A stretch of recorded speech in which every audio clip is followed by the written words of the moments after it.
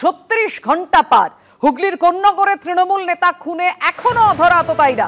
কারা রয়েছে খুনের পেছনে তা নিয়ে এখনো ধোঁয়াশায় পুলিশ। স্থানীয় সূত্রে খবর, ডানকুনির কাছে একটি জমি নিয়ে নিহত পিন্টু চক্রবর্তীর সঙ্গে কয়েকজনের ঝামেলা চলছিল। আর তারপর ঠিক কি হলো, এই মৃত্যুর পেছনে সেই ঝামেলাই কি কারণ, জানাবেন আমাদের প্রতিনিধি আবির দত্ত। আবির, দেখো, এখনো পর্যন্ত পুলিশের তরফ থেকে বিভিন্ন জায়গাতে তল্লাশি অভিযানের প্রক্রিয়া চালানো হচ্ছে, কিন্তু এখনো এই তৃণমূল নেতা খুনের ঘটনায় বা পঞ্চায়েত সদস্য খুনের ঘটনায় কাউকে গ্রেপ্তার করা যায়নি বলেই জানা যাচ্ছে। ইতিমধ্যে তদন্তকারী আধিকারিকরা বেশ কয়েকটি সিসিটিভি ক্যামেরার ফুটেজ পেয়েছেন এবং সেখান থেকে শনাক্তকরণের প্রক্রিয়া চালানো হচ্ছে যে যারা এসেছিল তারা কারা এবং তাদেরকে পাঠালো কারা সেটা জানার জন্য বিভিন্ন পরিচিতদের, এই পঞ্চায়েত সদস্য যাকে খুন করা হয়েছে তার পরিচিতদের বয়ান নেওয়ার প্রক্রিয়াও ইতিমধ্যে বা তাদেরকে জিজ্ঞাসাবাদের প্রক্রিয়াও ইতিমধ্যে চালানো হচ্ছে।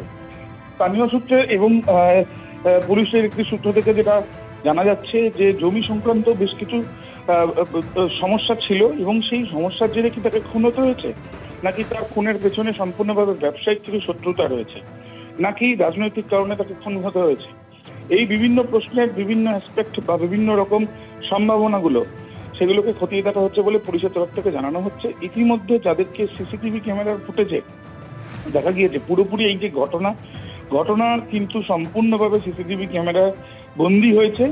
একটি ক্যামেরার ফুটেজ যেখান থেকে সম্পূর্ণভাবে কিভাবে একজন ব্যক্তি পিছন থেকে আরো একজন ব্যক্তি ব্যাগ হাতে সে অস্ত্র নিয়ে আসে এবং তারপর সেই অস্ত্র বা ধারালো অস্ত্র দিয়ে একের পর এক কোপ দিতে থাকে সন্ধ্যেবেলা কোন্নগরে ওই তৃণমূল নেতাকে।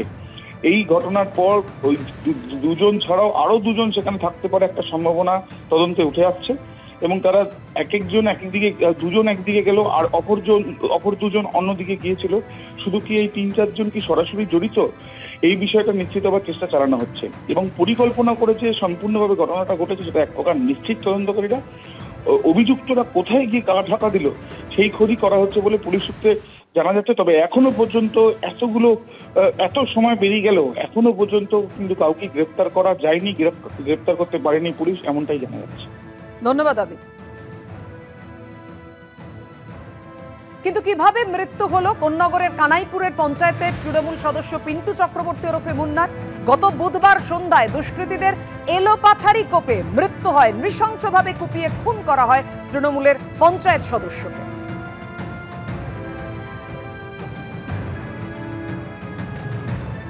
অনেক লোককে মাথা নিচু করে রাজনীতি করতে হয়।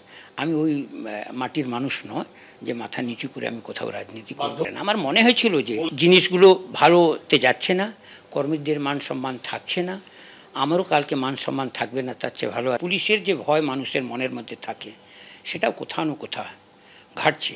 এটা কিন্তু পশ্চিমবাংলার জন্য ভালো হচ্ছে না।